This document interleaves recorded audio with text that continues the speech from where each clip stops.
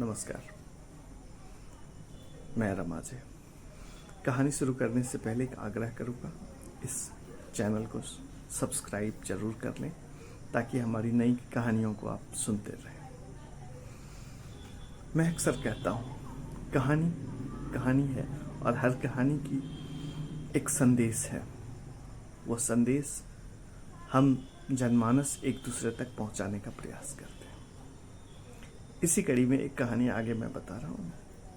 कहानी यह है कि एक नाविक होता है। हम सभी जानते हैं कि सभ्यता के विकास में सबसे पहले हम समुद्री यात्रा में या जल मार्ग का प्रयोग पहले किए थे, तो हमारा व्यापार भी जल मार्ग के द्वारा ही शुरू हुआ। एक नाविक जहाज को लेकर चलता है। जहाज में कुछ स्टाफ होते हैं।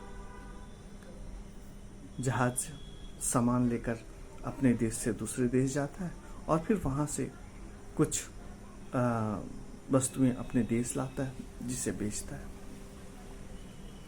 एक दिन तूफान आती है और वो नाविक समुद्र में तूफान में घिर जाता है।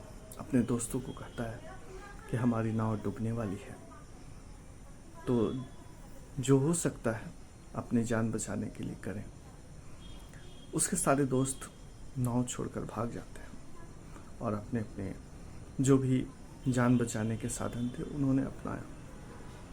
यह नाविक कहता है, मैं इस जहाज का कैप्टन हूँ, तो मैं इसे डूबने नहीं दूंगा, मैं इसे बचाऊंगा अंतिम क्षण तक। लेकिन तूफान तेज थी, पत्थरों से टकराकर नाव डूब जाती है और वो नाविक जो कैप्टन है जहाज का, वह भी जैसे तैसे एक किनारे पर पहुंचता है।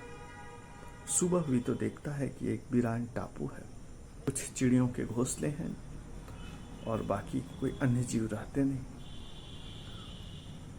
वह ईश्वर की तरफ देखता है और कहता है, ईश्वर क्या लीला है तेरी, कहाँ फंसा दिया मुझे, अब मैं क्या करूँगा। वह हारता नहीं है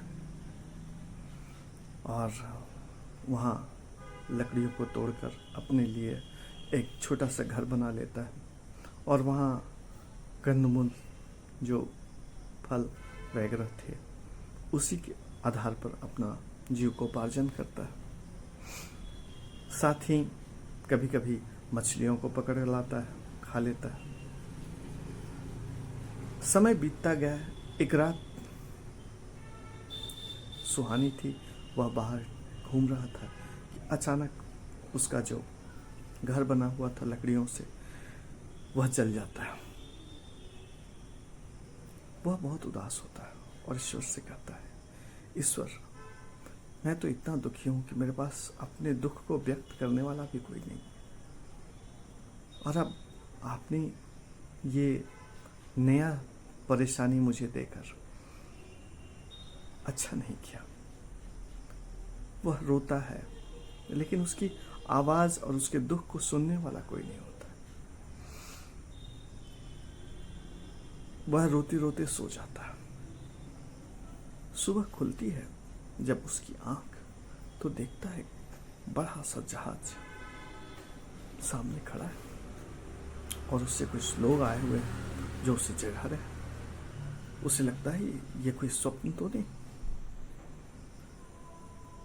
तो लोग कहते हैं, डरो मत, हम सभी तुम्हारी मदद के लिए आए।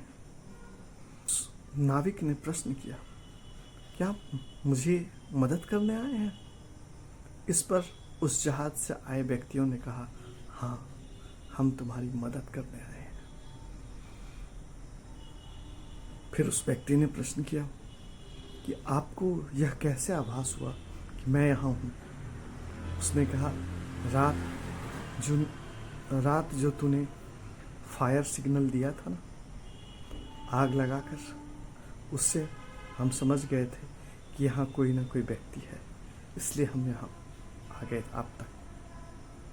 फिर वह व्यक्ति रोने लगता है, कहता है, परमात्मा, आप कितने दयालु हैं कि मेरी छोटी सी घर को जलाकर मुझे फिर अपने घर पहुंचा रहे हैं।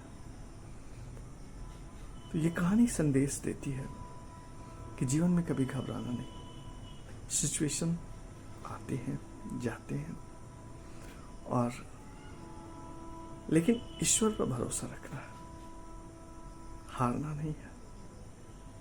हमारी आपकी सबकी परेशानियां ऐसी ही हैं, लेकिन जो हार जाते हैं जीवन से उन्हें कुछ हासिल नहीं होता। जीवन से हारना नहीं है, परिस्थितियों से हारना नहीं। वास्तविक जीवन की परेशानियों उलझनों को जीतना ही है, और जो जीवन की इन छोटी छोटी परेशानियों और उलझनों को जीत जाते हैं अक्सर वही सफल कहलाते हैं। मुझे विश्वास है आप में से अधिकांश लोग ऐसे ही होंगे और यही शिक्षा अपने बच्चों को देंगे कि जीवन में हारना नहीं, ईश्वर हमारे साथ सदैव है। धन्यवाद।